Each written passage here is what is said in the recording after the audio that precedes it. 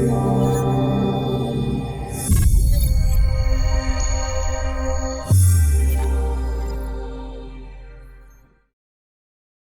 and welcome to this episode of Nucleus Wealth in Power.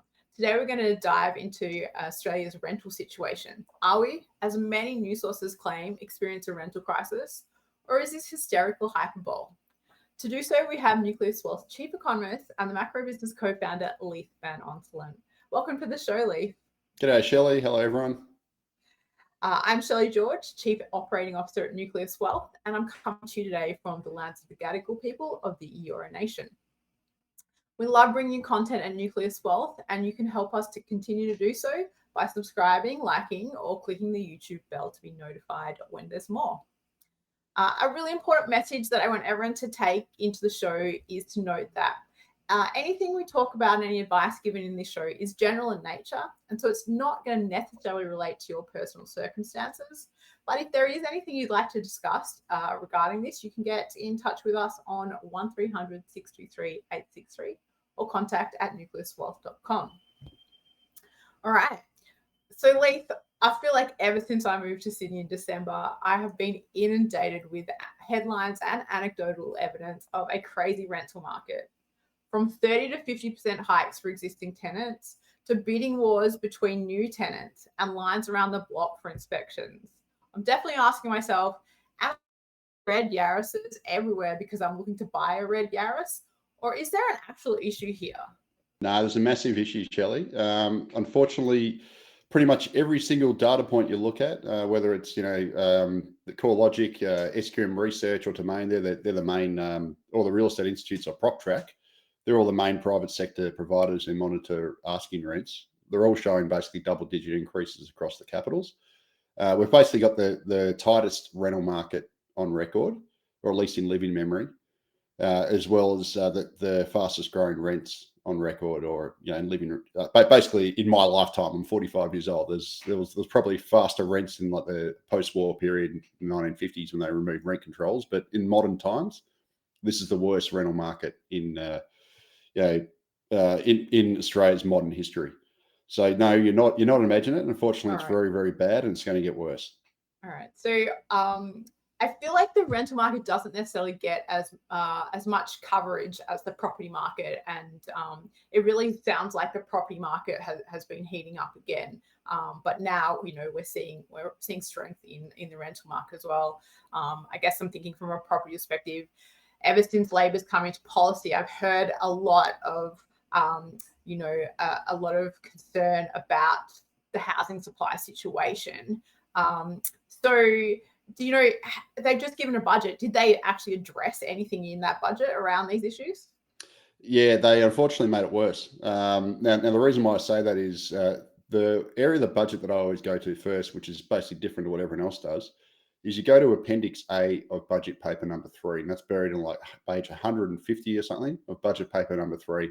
They have the population forecasts and the immigration forecasts. And what the latest federal budget basically showed was that Australia is going to experience the biggest immigration surge in this nation's history, and also the strongest population growth in this nation's history. So effectively, the Australian population grew by just under 500,000 people last year, which is an enormous amount of people in 2022. And that's part of the reasons why you're seeing, obviously, the rental market's crowded, completely bustling with people trying to get into homes because there's so many more people. Now, the federal budget predicts that over this current financial year and the next financial year, we're going to get 715,000 net overseas migrants arriving, which is the biggest in history. And then after that, we're going to have about 260,000 people a year. Now, that is also, way higher than the 15 years of so-called big Australian immigration we had before the pandemic, where we averaged 220,000. So 260 is the standard amount going forward, according to the budget's projections. So, and what this means in terms of population growth, the federal budget predicts that over the next 5 years, Australia's population is going to grow by 2,180,000 people. So that's an enormous amount of people in just 5 years. Now, to put that into perspective, that is like having 5 Canberras worth of people arriving in 5 years. So mostly that 1.5 million of that will be directly through net overseas migration, and the other 700,000 or so will be natural increase, which obviously includes also children and migrants as well. So basically, we're going to have 5 Canberras worth of people, or alternatively, you want to look at a different way, an entire Perth arriving in Australia in the next 5 years. And this is coming at the same time as the housing construction industry is really on its knees. We've got, collapses left, right, and centre. Everyone's heard about Porter Davis Homes, which is a massive production builder. But we've lost about 1,500 housing construction firms so far this financial year, about 10 months in, which That's is huge. It's absolutely massive. That sounds like a massive number. It is. Would have thought that's the whole industry. I'm sure it's no. Well, but yeah, obviously there's a lot of really small players in that, so there'd be sole traders and tradesmen and whatever. But at the same time, you've got ginormous players like Porter Davis Homes, which is one of Australia's biggest production builder. That's also gone under, and a whole bunch of other ones like Honto Homes, which is medium to large, and there's a whole it's the whole gamut. And some forecasts that came out this week actually showed that we're going to lose also about 60,000 housing construction jobs over the next few years. Now that's a combination of 2 things. So first of all, the Morrison government made a really bad error. They made a lot of errors, but one of the bad errors they made when the pandemic hit was they brought out this thing called Home Builder, which is the stimulus package. And what they did was that actually gave people tens of thousands of dollars to enter into contracts to build new homes. And what they did was that led to a rush of demand for people wanting to build homes. And pretty much, in their defense, they weren't the only government that did this. A lot of governments around the world did the same thing at the same time. And when you had the pandemic supply restrictions and, obviously less people in factories building stuff overseas, and you had problems with, freight, all this ended up doing was it led to tens of thousands of Australians and other people around the world signing these contracts. And most of the contracts in Australia for building a fixed price. So they locked in these prices. So, for example, someone might have signed a contract to build a house for $500,000. Unfortunately, because of the supply restrictions and everything else, we had the rampant cost inflation, and materials costs went up 30% for construction. So all of a sudden, builders who thought they were going to make 20% profit margin, for example, were now going to lose money on every single home they built. And what's done is it's left a huge pipeline of homes, of contracts that have been signed, but builders are falling over left, right, and centre because every home they build, they'll lose money on because they're entering these fixed price contracts. And that's why we're seeing all these construction companies go under. And the problem going forward also is, so you got the cost side, which is setting them broke. At the same time, demand, now that home builder thing's rolled off and everyone sees all the problems in the market and they see that it costs so much more to build a home now, new home demand has actually collapsed, despite the fact we've got all these extra people coming into the country. So building approvals, new home sales, finance commitments for new housing have all collapsed. So we've got basically dwelling approvals are running at 12-year lows. You've got finance commitments for people borrowing to build a new home is down at a 15-year low, and new home sales are about half what they were during the pandemic. So you've got these really bad forward-looking indicators saying that demand's collapsed for these homes. we're talking about actual buyer demand, not what we need. At the same time as the building industry's capacity to build homes has shrunk. At the same time as we've got the biggest population surge ever. So all this means is that the housing market, let alone the rental market, is going to tighten further. Rents are going to surge, and we're going to have a whole lot of people either having to crowd together into group housing, or they're going to become homeless. And that's basically the long and short of it. You can't grow the population at a much faster rate than your ability to build homes without the housing situation getting a lot worse. And that's basically the unfortunate situation we're looking at. All right, that sounds terrible. Forgive me, listeners. I realized I didn't actually follow through with, I think, the logical question for Leith around why are actually rents going so crazy right now. So, Leith, I have a couple of questions about everything you've just said, but I thought, can you actually start with an explanation of that, please? Yeah. So basically, it's a supply demand question. So rents are soaring because we've got obviously a lot more demand for rents because, there was two factors over the pandemic. Initially, rents fell at the start when we lost, when a lot of migrants went home, and then they actually rose, which was kind of counterintuitive. The reason why they rose was because we had all these work from home protocols. People didn't want to live in group houses anymore, either because they needed a home office or because it wasn't, safe to live with other people, to share a flat with 3 different people, whatever.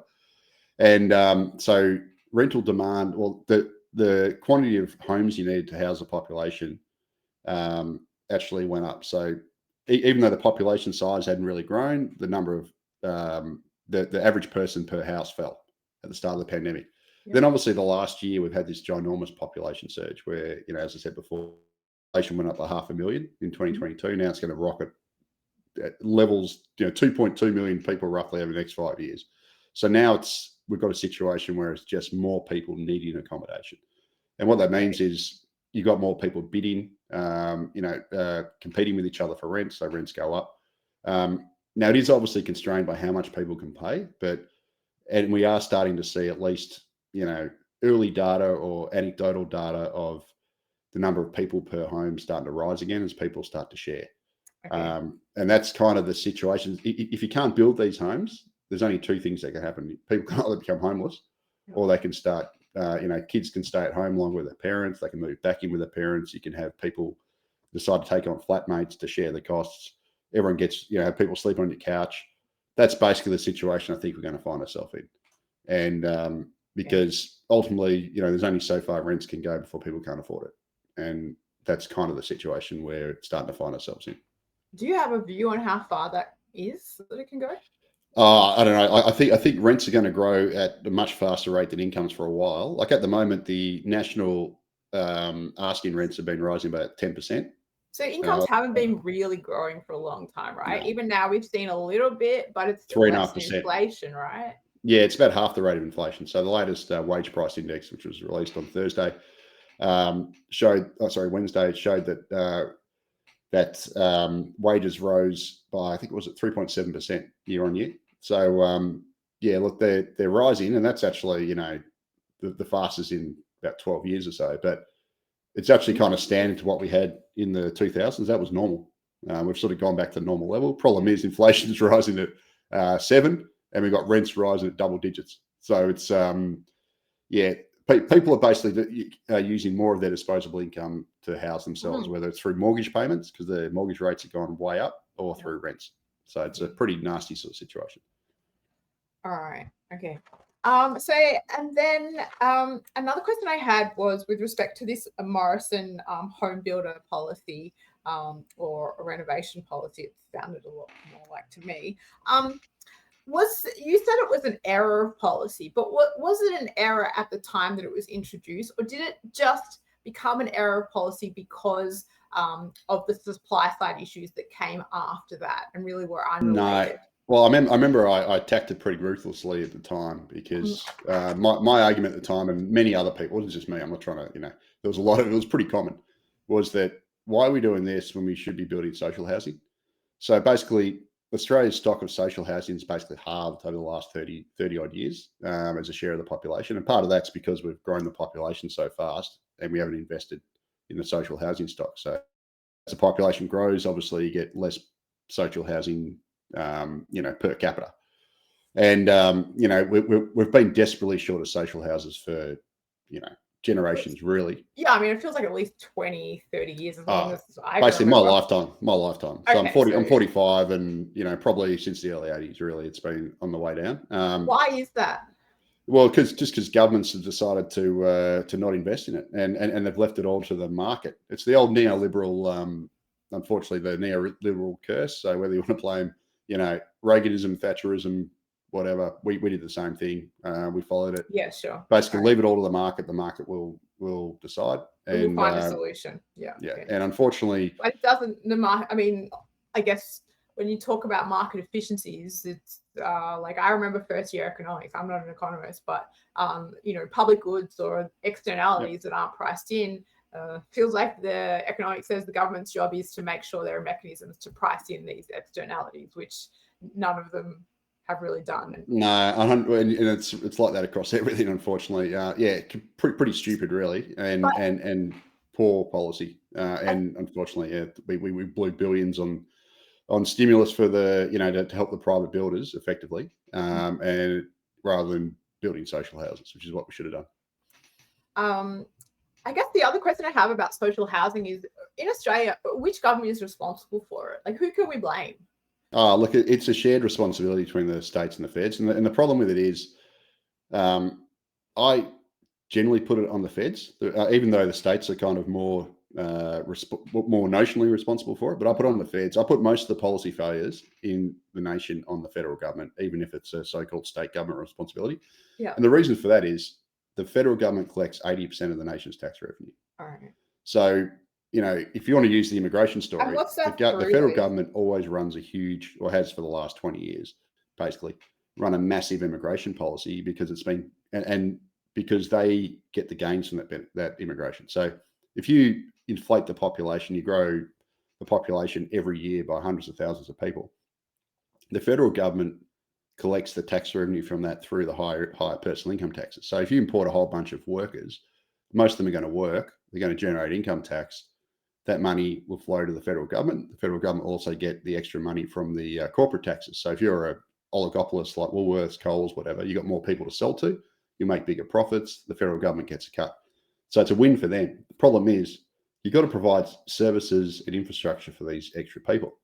And the responsibility for services and infrastructure falls on the states, who only collect, about 13, 14% of the tax revenue, and the local governments collect, even less than that.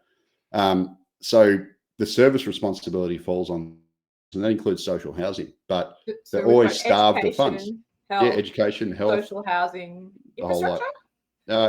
Pretty much. Most infrastructure. What does the federal government do apart from federal government gives some grants to the states and whatever, and they do Medicare, and they have some overarching things, but not your the running of hospitals and schools and all that stuff. So all the people servicing type services and infrastructure most of it comes from the state government, but they're starved of funds. So one of the reasons why the states haven't built enough social housing and infrastructure and everything else that we're short on, schools, hospitals, the whole lot, to keep up with this rapid population growth, is because they don't get the revenue from it, and they're left with the costs, so they're always broke. So as a result, you see the state government selling off everything they can, which we've seen for the last really 30 years. Privatizations left, right, and centre. Now, Shelley, you live in Sydney now, and you know this because you live in Sydney. 20 years ago, you could pretty much drive around Sydney and you wouldn't hit a toll road unless you crossed the bridge or went under the tunnel. At least that I don't know. Yeah, but I mean, it was like it might have been one other toll road somewhere, but it was like pretty much you could drive around without a toll road if you didn't cross the bridge or went under the tunnel. Nowadays, you can't drive anywhere in Sydney without basically having Transurban take your money out of your wallet, because Sydney is the most tolled place in the world. It's got 20 toll roads, and they're all in the most important places, etc. Is that really the most tolled place in the world? Most tolled city in the world. And the reason why they've done that, and Melbourne's done it to a lesser extent, but luckily it's a flatter. It's not as it's got a better. It's a very different geography, right? It's a lot easier to avoid a toll road in Melbourne. There's no like, it's not locked in by the Blue Mountains. You're not locked in by the harbour and all this sort of stuff. But it's not as hilly. Yeah, it's not as hilly and all that sort of stuff. So it's an easier place to build out from. But Sydney, the reason why Sydney's built all those toll roads is because your population's grown by 1.5 million people this century alone. Now, the state, so if you funnel in all these people, the state comes and goes, geez, we've got to, everything's grown or hot, we need to build stuff. We can't afford to build it. So we'll do these public-private partnerships where we'll contribute some of the cost. But, these private operators like Transurban will build it or whatever. And then they just end up clipping the ticket on it. And then if you're a resident of Sydney or Melbourne or any of these other places where this has happened in different ways, but in the same sort of thing, you look back 20 years and you go, hang on, I've got a lower quality of life because now I'm living in an apartment rather than a house when I could have afforded a house 20 years ago, because there's all these more people. I used to be able to drive around for free. Now I drive around in more traffic and I'm paying an arm and a leg for it. And this is because the cost of this growth has fallen on state governments who can't afford it, so they sell everything, which then leaves you as user paid. They do these public-private partnerships, which are basically instead of selling it, you just let a private operator basically run it and collect money from it. And so that's kind of the situation we've had, and it's not just social housing; it's everything. And we're seeing with water now. So there isn't enough natural water anymore to cope with the population increase we've got, especially with climate change. So now we're desalinating everything, and we're going to have to build more desal plants. Desalinated water costs 4 times as much as dam water. So all it means is that everyone's average water bill goes up. That's incredible. 4 times as much. Yep. So, does that include capex, or is that just based on the operating costs? Yeah, I think it's just the operating costs. I'm not sure because I need to look into it. The Infrastructure Australia did a report about 3 or 4 years ago on the future cost of water supply if you desalinate and everything, and basically it forecasts that the average water bills are going to go up 4 times in real terms. So that's after inflation. Once you count after you adjust for inflation, basically to cope with population growth and climate change. So you sort of think, well, why are we doing this? Like, why are we growing so quickly when all it means is you're going to end up paying more for everything? That's such a good question. I did want to just ask you to delve a little bit into migration policy, where it's been or where it's come from, and how we got to this point where we're adding 400,000 people a year. Canberra, yeah. It's kind of crazy. So,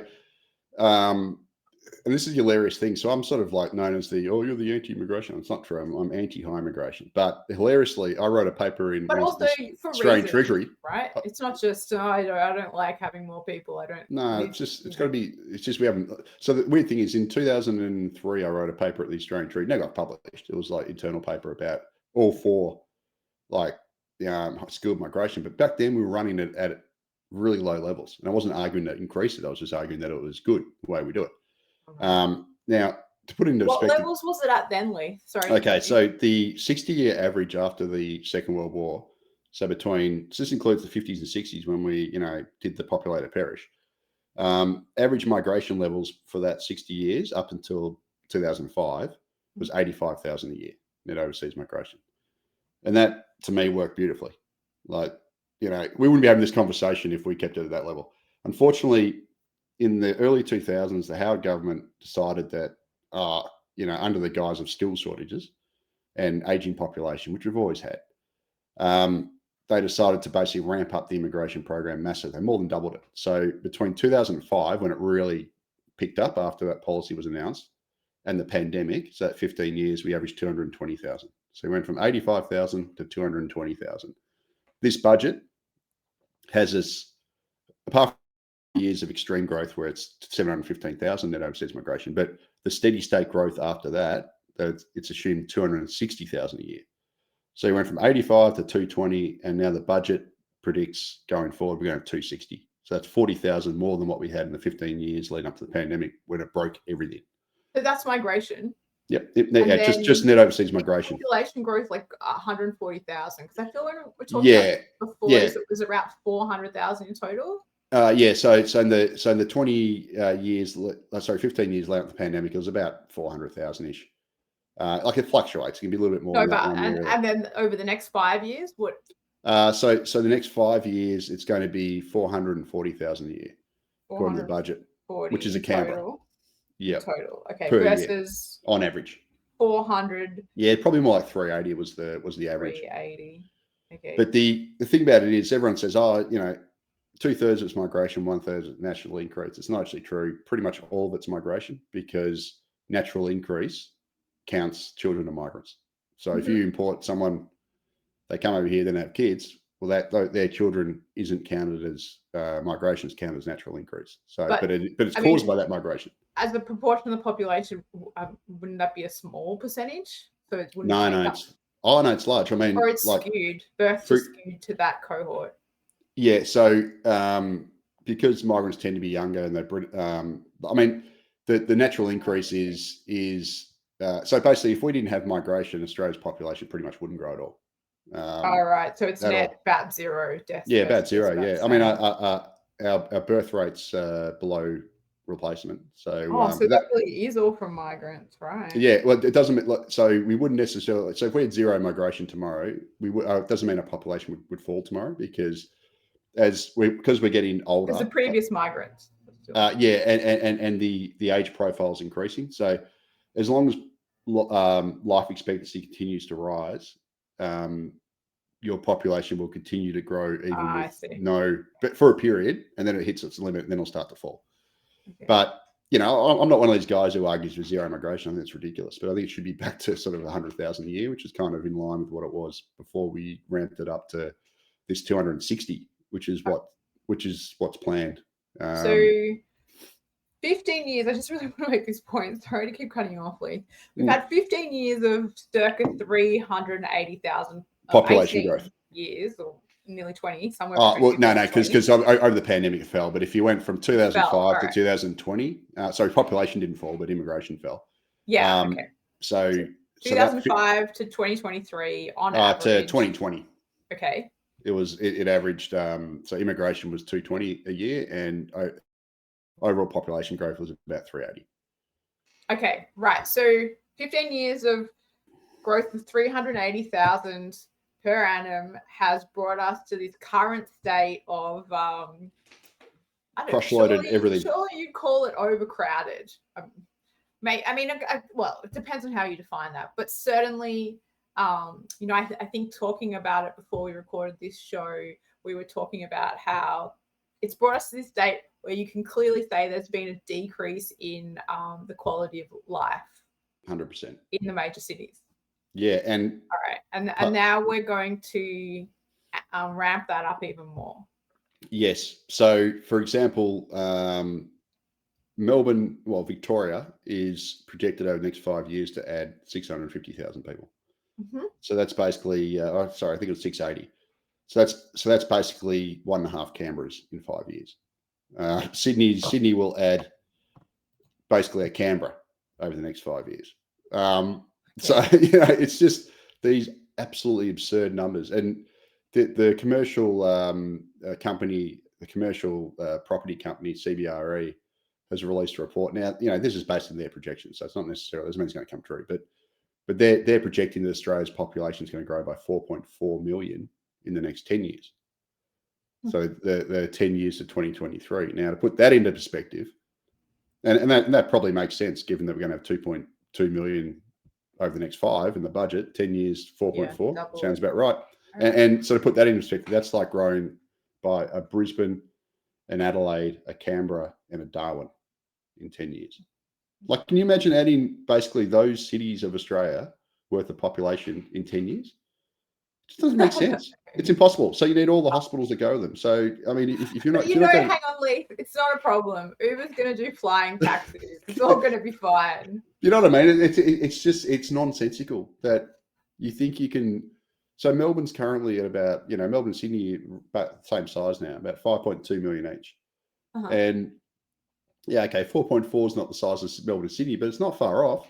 It's basically what these two cities were at, not about 10 years ago. So all right. It's just impossible. Well, okay. So, I mean, 10 years. Here's the counter arguments that I can think of. I'm sure listeners will have plenty more. I look forward to hearing them in the comments. All right. So Australia is a very big country, right? And you already see this has been policy within, at least I know of Victoria and New South Wales, this idea of a hub and spoke model to cities where they're trying to, you've got Geelong, Bendigo, Ballarat, Newcastle, forgive me, I don't know, Parramatta. So I'd say Parramatta is in Sydney, but can we not just put the, pedal on the gas in that respect? And then the other aspect is I know that from, personal experience around where I was living in Melbourne, having planning permits come up, they're trying to increase the density of living and suggest that that's not going to detract from quality of life. So, is there an argument on the flip side here that it can actually be done, Leith? No, not that volume. No way. I mean, you could do it. Is it that volume and time aspect of it, or is it simply just, even if we did that volume over 20 years, it's going to be problematic? Oh, yeah, over 20 years will be problematic as well. But, you just can't fire hose that many people in and expect everything to work. The whole thing about, densifying all that, whether you, agree with it or not, the fact of the matter is, like, the classic example. So, if you've got 1,000 people that come into a suburb that you need to house, what's easier? building 5 or 6 apartment buildings, like massive mega apartment blocks with, hundreds and hundreds of apartments each? Or is it easier to buy up 40 detached houses? Well, not 40, however many detached houses, and build, 2 or 3 dwellings on that house. That's incredibly hard because, for starters, you need to, in my suburb, hardly any houses actually ever sell. So you got to first find the houses to sell. So my suburb, I'd be lucky. Either way, I'd be lucky to get 20, 30 houses a year would probably sell in my suburb. Okay. It's just rare to even see a for sale sign. So you've got to find those places, right? You then got to buy the land. You've got to pay extremely high prices, and then you've got to go and build, I don't know, 4 townhouses on it, whatever. You're just not going to. So if you got that quantum of people coming in that quickly, it's going to follow the path of least resistance. Right. The path of least resistance is to build a ginormous high rise. Sure, because it's the easiest, quickest, cheapest, nastiest, whatever, and it's a horrible lifestyle. Well, we've already seen the problems with that as well. Is that there's an unregulated building sector for not just multi-dwelling, but when you do multi-dwelling, then it compounds the issues that they have around regulations around what materials they're using, whether or not they're flammable, this sort of thing. You just can't do. Are they building on a swamp land that's going to sink? I shouldn't laugh when I'm saying this. They're very serious. Flood zones. Been really affected by these issues already. Yeah, well, that's the problem. So my whole point is, if you grow that quick and that fast, you can't do quality. It's just impossible because you're going to have to house these people really quick, and then you're going to obviously cut corners. Yeah. And you're going to go the path of least resistance, the sort of high-rise trash that Melbourne and Sydney have built in the last decade or so. I'm not saying all apartments are bad. You need them, but the ones that we've built haven't been good. I think everyone agrees. No, yeah, it's always they're pretty horrible. I scratch my head. Why do they need to be built like this? I mean, you can go up however far you're allowed to. Because we've grown so quickly.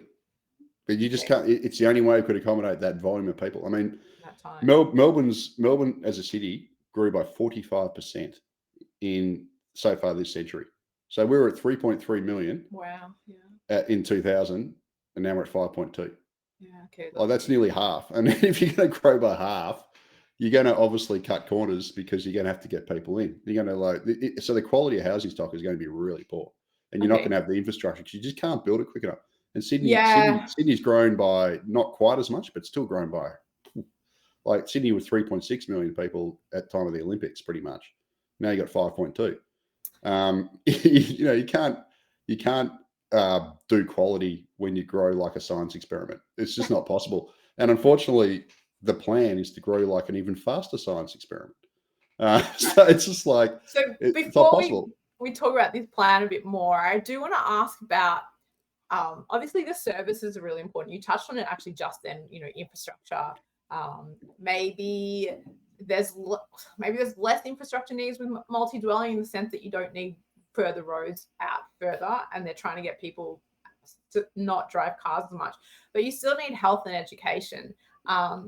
And you made a comment quite a bit before about how the state governments don't have money to fund all of this. But I also want to ask you about the federal government, because we've spent, I think it's at least a decade with budget deficits. No, I'm sure it's more than that. But and this government was so excited to announce that they had got a surplus in this budget. Where they can't fund it either. No, fund it. The hilarious thing is, so the former government and this government, they banged on about how they got this $100 billion infrastructure pipeline, right? And it sounds great. Like you say, $100 billion, oh, that's a lot of money. It was over 10 years. So you look at $10 billion a year on a population increase. That's nothing. Exactly. So $10 billion is the budget figure, right, for infrastructure build the next 10 years. Now, as CBRE just said, or if you want to extrapolate the federal budget, that's on a population. So you got $100 billion to spend on a Brisbane, an Adelaide, a Canberra, and a Hobart worth of people. Doesn't even touch the sides. No. And it's especially scary. If you're building more infrastructure in existing cities, right? Like I'm just quoting this back from super expensive. It just costs so much. Yep. So unfortunately, the whole thing about, oh no, we just need to do infill. That's cheaper. Is it really?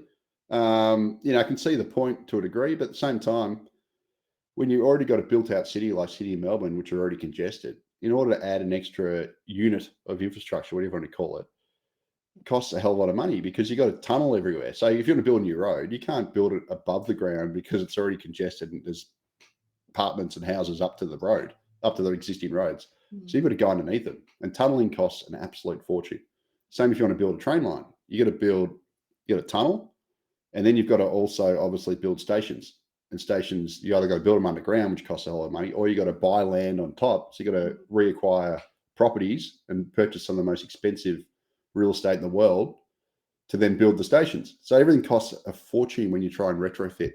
I told you about the water thing. Like, you want to provide more water, you got to desalinate. You got to build desal plants. They cost a fortune, not just to run, but also to build.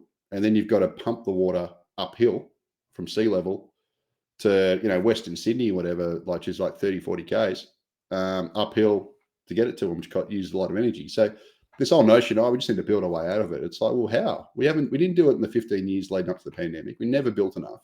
Yeah. Because the state governments are drowning in debt. So what we did build cost them an arm and a leg. They're like, Victoria's got the lowest credit rating in the country. It's about to get downgraded again.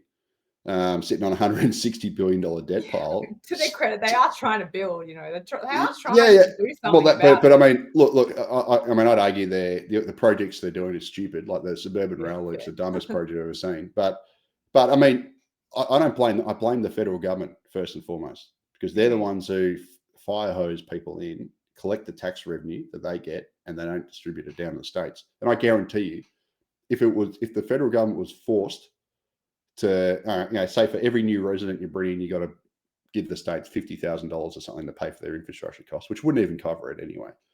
But if they were forced to do that, I guarantee they wouldn't be so gung-ho about running a huge immigration program because suddenly they'd be wearing the cost of it. But so this is the problem. We've got this disconnect where the feds get the gains. They love it. This is great. This is going to help the federal budget.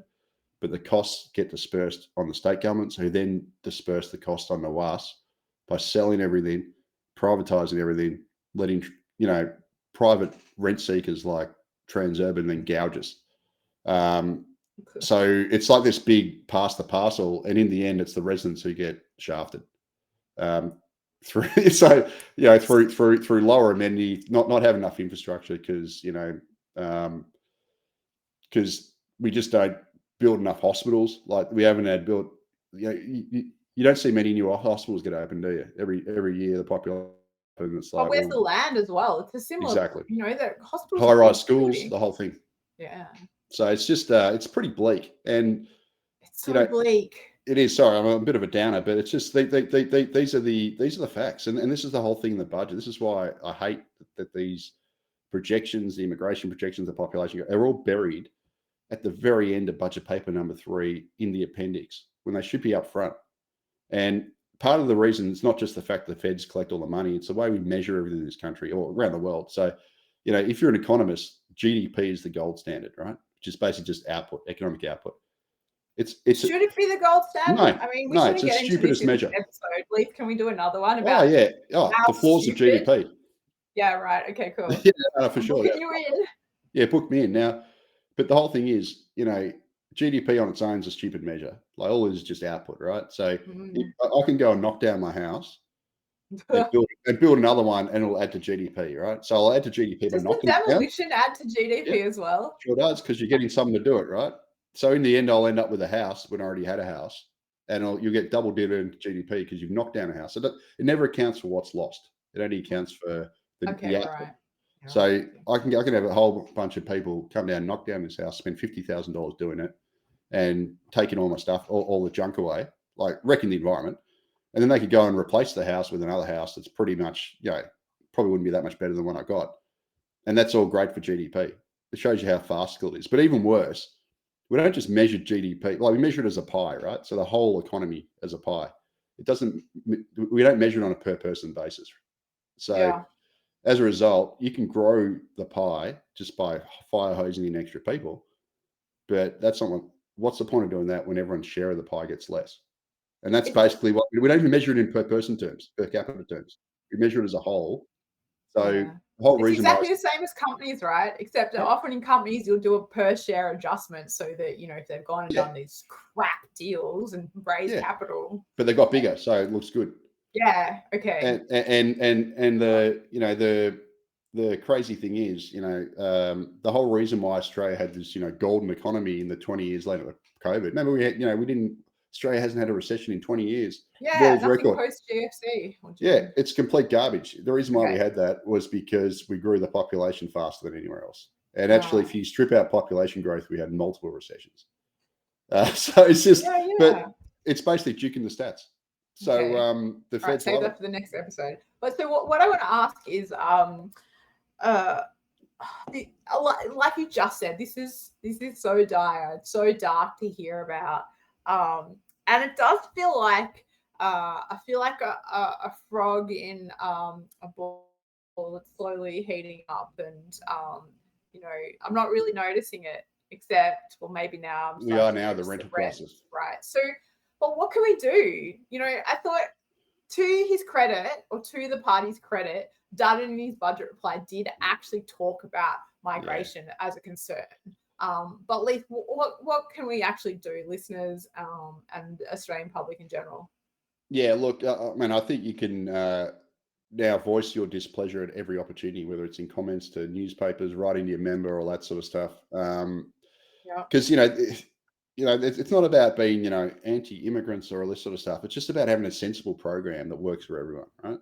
And it just means getting back to a volume of population growth and immigration that we can absorb, and you can absorb it without creating these housing crises, infrastructure shortages, etc. And I reckon under 100,000 net overseas migration is about right. It worked for the 60 years post-war beautifully. We wouldn't be having this conversation if we just continued. Is that an absolute number, Leith? Like as the population grows, or is it a percentage? No. You don't do it by percentage. So so the business lobby is saying, we need to do a fixed percentage of immigration at say 1.5% of the economy. The business lobby, the ones that are going to benefit after the federal government from all these extra people. The reason why you don't do it in a percentage terms is because that means exponential growth, right? Okay. So obviously, 1% of 26 million people is 260,000. Well, if we get to 500 million. Sorry, what am I saying? 50 million people.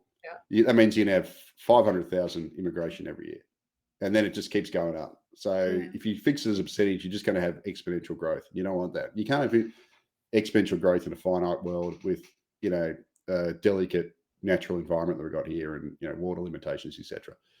But so I think what you can do is just voice your displeasure, write to your member, all that stuff. But the other thing is, and this, as much as I hate them, from an investing point of view, I don't know what the valuation is at the moment. I haven't looked, but you can always invest in companies that benefit from this despicable economic model. So whether that's Transurban or whoever else, who's Coles, banks. That's it. Just off the top of my head, again, it's not advice, but no, it's not. But like basically oligopolies that basically benefit from that lazy growth of just adding people through being able to sell more. The developers or the REITs? I mean, is it the same thing? Yeah, well, I mean, it's good for the developers. Well, I mean, High Rise Harry, it's not listed, but Meriton, High Rise Harry loves this model more than anyone. He's always going, we need more people. For him. He's made billions on it. But and he's thousands, I imagine. Yeah, that's it. So he's always shilling for more. He always, he said years ago we should literally get rid of the the state parks in New South Wales, in Sydney, and Sydney should have, Australia needs 100 million people and Sydney needs to have 20 or something. Like, he literally said that because it'd be good for his business. He literally said that.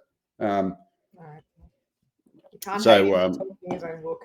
Yeah, that's it. But I mean, it is bleak, and good on, I guess, I hate him, but Peter Dutton for speaking up, but I don't trust him one bit because he was the immigration minister under the former government, or the Home Affairs minister. So whenever you hear about the exploitation of migrants, which is rampant, just think Peter Dutton was the Home Affairs minister under the previous government when all this stuff happened. So, until the coalition gets rid of him, gets someone new in who's not one of the Morrison government, cronies, someone who was, not tainted with that brush and backbencher or something, Andrew Hastie or someone. Okay. I don't trust them on this either. But at the same time, I do at least commend them, I guess, in a small way for breaking rank, because we've had this sort of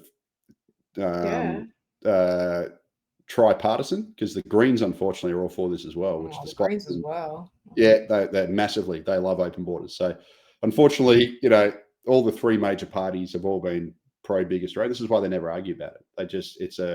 They've had some sort of, gentleman's agreement or whatever you want to call it, not to oppose each other on this and not to even talk about it. That's why it was even mentioned during the election campaign, that they were going to rank up. Okay. But at least the coalition seems to have broken rank, even if it is probably just, taking a bit of short-term opportunism, and they're not genuine.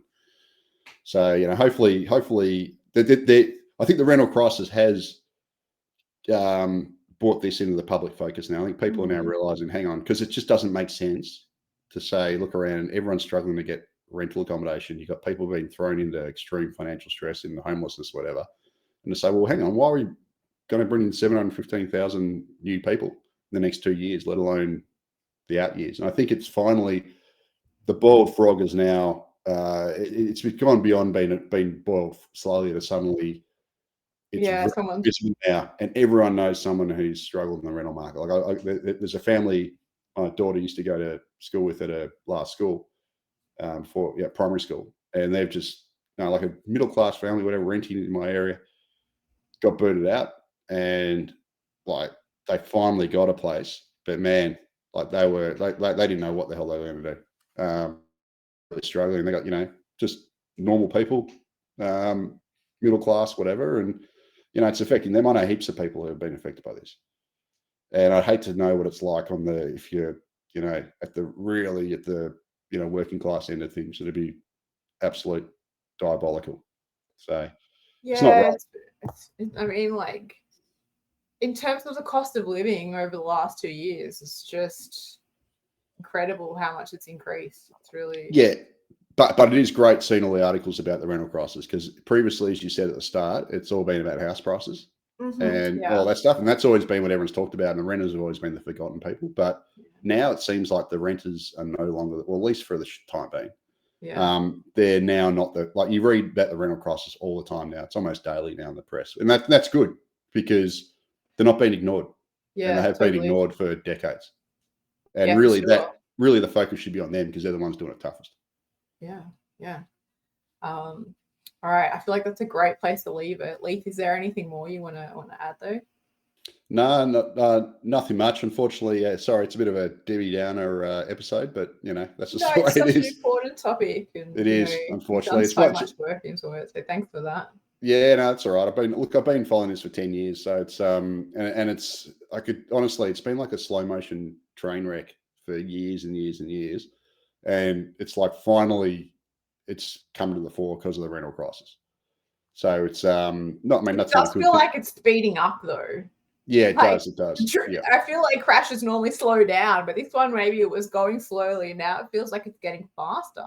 Yeah, that's it. I guess is that what inflation would typically do? I don't know. It's not really. Yeah, well, it's also a type of inflation. I mean, and this is what I didn't mention before. Unfortunately, the inflation is going to keep rising, because the way the Australian Bureau of Statistics measures rents is a lot different to how these private asking rents are measured. So I'll just say this quickly, but the Australian Bureau of Statistics, in the rental data that feeds in the inflation, it accounts for 6% of the inflation basket. So I think it's the second largest single component of the way they measure inflation. The CPI rents, which is what the ABS uses, measures rents across the entire market. So it's not just new rents coming on, it's the ones that are already in play, and that's the majority.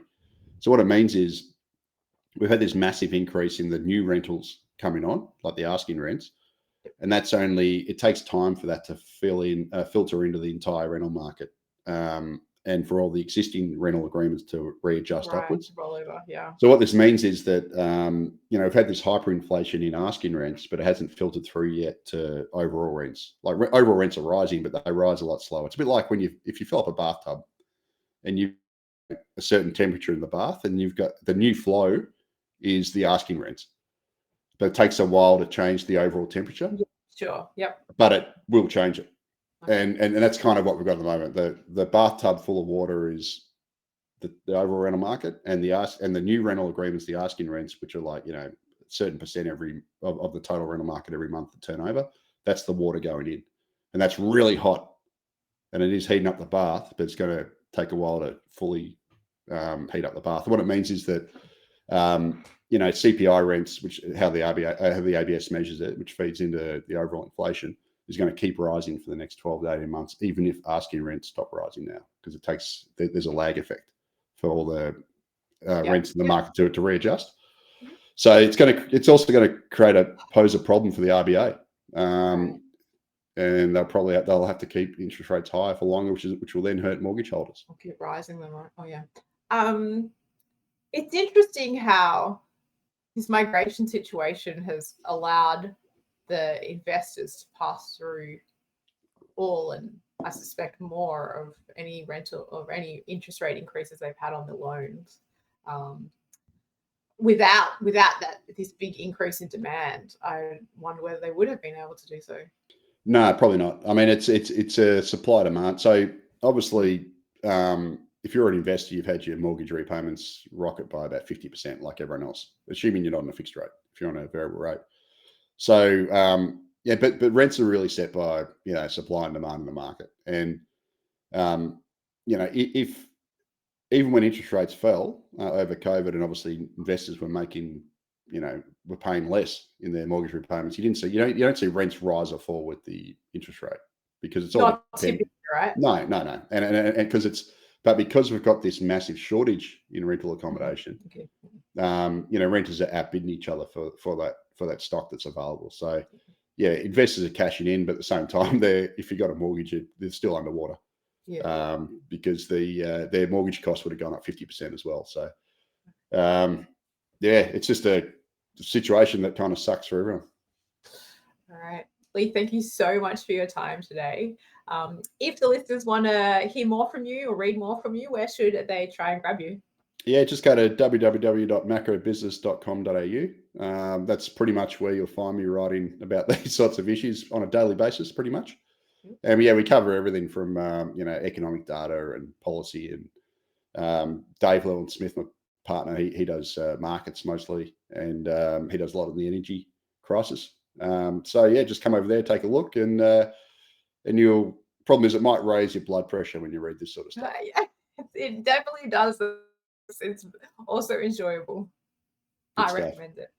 All right. So before I say goodbye for today, if you have any feedback for me about this episode or any ideas for future podcast topics, please let me know in the YouTube comment section, or send me an email at contact@nucleuswealth.com. I'd also like to remind you again, even though it was at the start, that anything Leith and I discussed in this show was general in nature in terms of advice. So it's not necessarily going to specifically apply to your circumstances. But if you do want to discuss any of it, you can contact us at Nucleus Wealth, 1300 623 863, or again, that email address that I just read out. So finally, if you know anyone who you think would get something out of today's episode, I'd love if you let them know about it. Maybe share it with a friend, a colleague, a family member, and help our show grow. So thanks again for tuning in from myself and the team, and we look forward to catching you at the next one.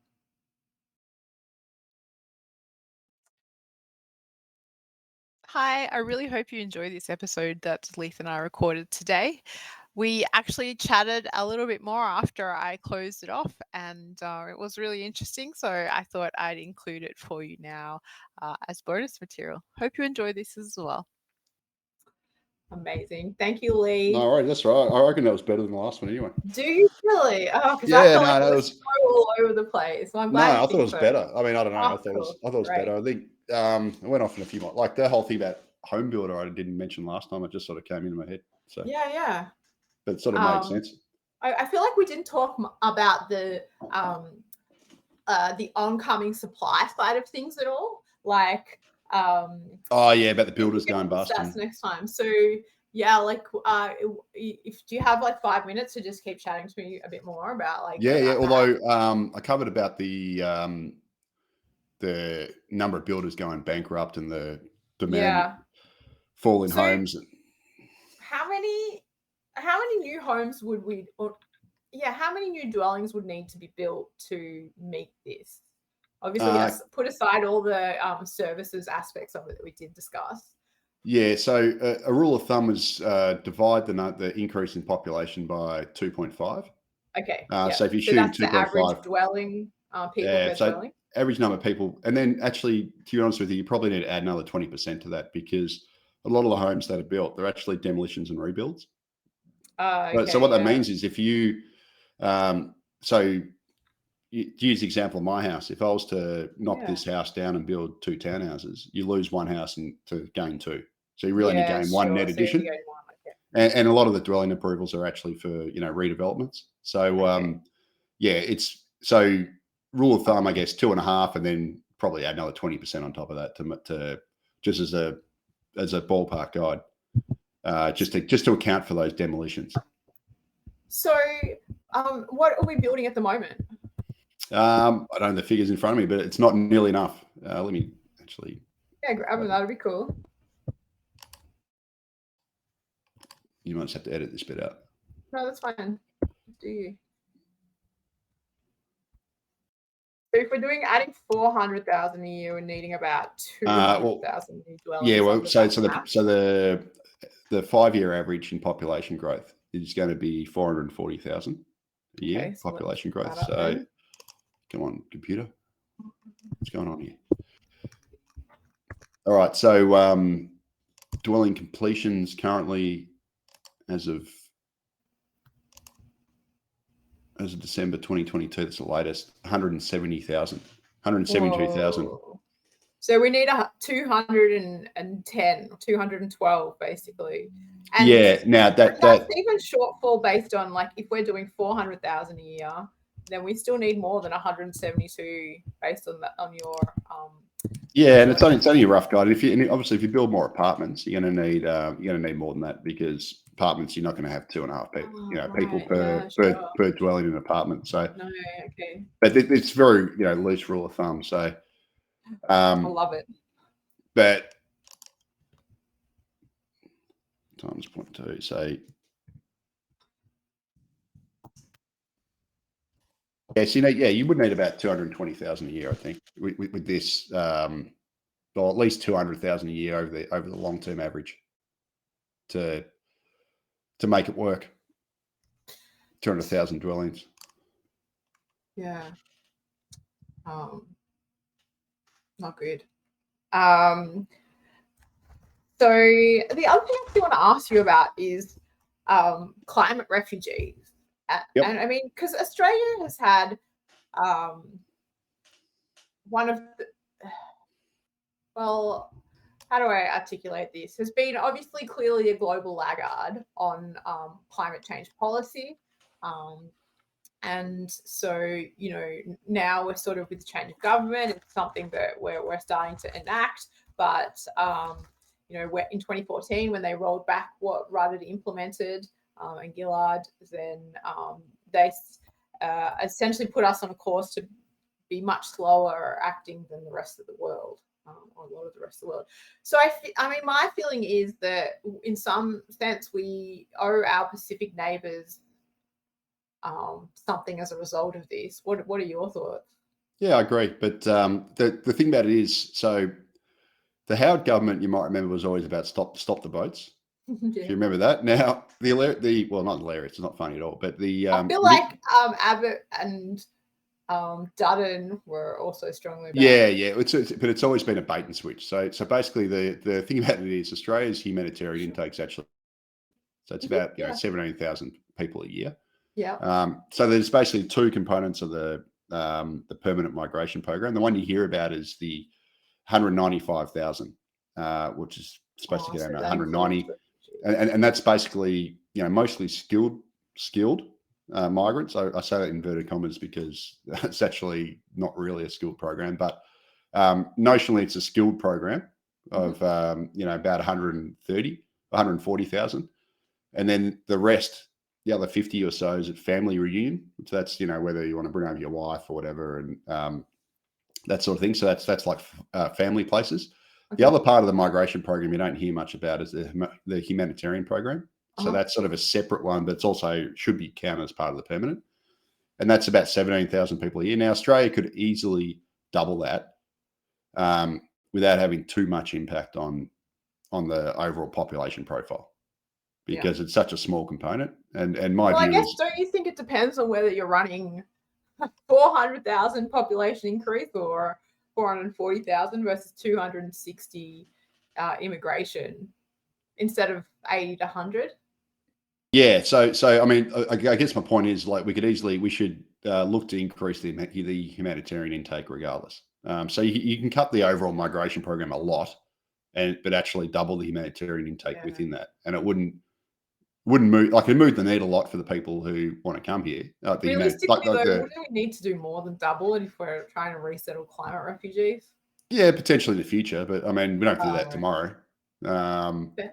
But I mean, yeah, there should be a plan around it for sure. And the thing about it is, I reckon those sorts of migrants are going to be less stressful on our cities because they're less likely to live in the cities. So, for example, if you're getting a whole lot of people from the South Pacific, they're more likely to go and live in regional areas because they'd be more used to that sort of lifestyle. They probably prefer it. They probably more into farming, so that could actually be beneficial. So, whereas the economic migrants we get overwhelmingly come to Sydney and Melbourne, unfortunately, and that creates more strain in those places. So we don't distribute around the country really. They come into two cities predominantly. So 2/3 come into Sydney and Melbourne, and then we get the people leave Sydney and Melbourne, and then they go to Brisbane Southeast Queensland. Okay. So that's why Southeast Queensland grows quickly, but they grow from Sydney and Melbourne people escaping, and Sydney and Melbourne grows from net overseas migration. So, I guess my point is you could easily ramp up the humanitarian intake of, South Pacific people, for example, and you could settle them in the regional areas, and they'd be happy to go to the regional areas because that's kind of what they're used to. I'm generalising, obviously. I mean, not everyone's like this, but all right, okay. They could probably work in farming, etc. Because if you actually look at the Pacific worker program we've got at the moment, which is when they come over temporarily for fruit harvest, etc., that's predominantly South Pacific people anyway. Yeah. Mm-hmm. So that you could do that without actually stressing the infrastructure, the housing, etc., in Sydney and Melbourne, which is basically what the problem is. So I mean, I think that's pretty manageable, really, because most of them aren't going to want to come to Sydney and Melbourne anyway. So that's a pretty easy solution. I think the thing we need to deal with is the massive number of economic migrants who come to Sydney and Melbourne when Sydney and Melbourne can't really take that volume. That's the much bigger issue.